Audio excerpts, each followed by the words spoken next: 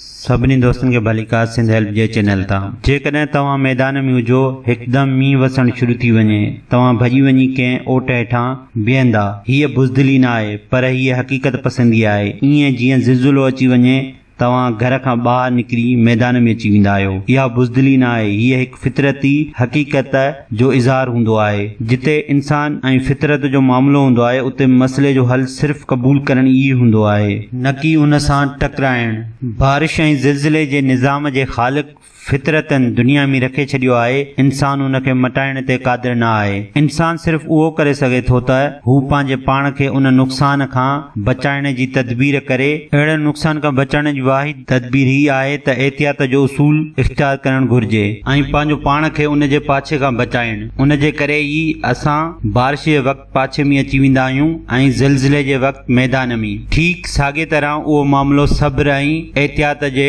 उसूल जो बि आहे। सब्र ऐं एहतियात जो रवैयो कंहिं क़िस्म जो बुज़दिली या पोइते हटणु न आहे। उहो हिकु सादे तौर ते सिर्फ़ हक़ीक़त पसंदी आहे।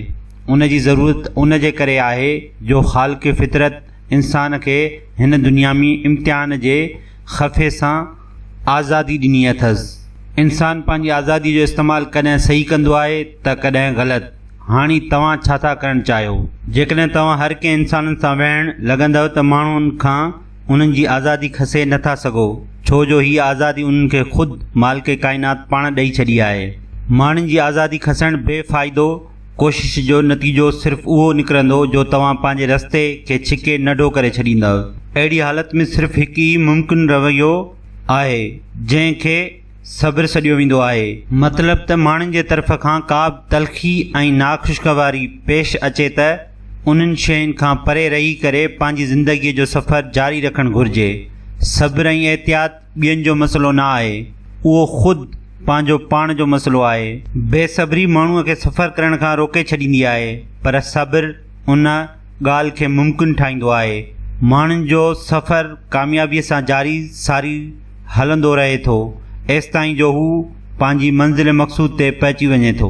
दोस्तो, जेकॾहिं मुंहिंजो वीडियो तव्हांखे पसंदि आयो आहे त यूट्यूब चैनल ते वञी सिंध हेल्प जे चैनल खे सब्सक्राइब करियो ऐं बेल आइकन ते क्लिक करियो, लाइक करियो ऐं कमेंट करियो। आख़िर में वीडियो ॾिसण लाइ तव्हांजा लख लख थोरा।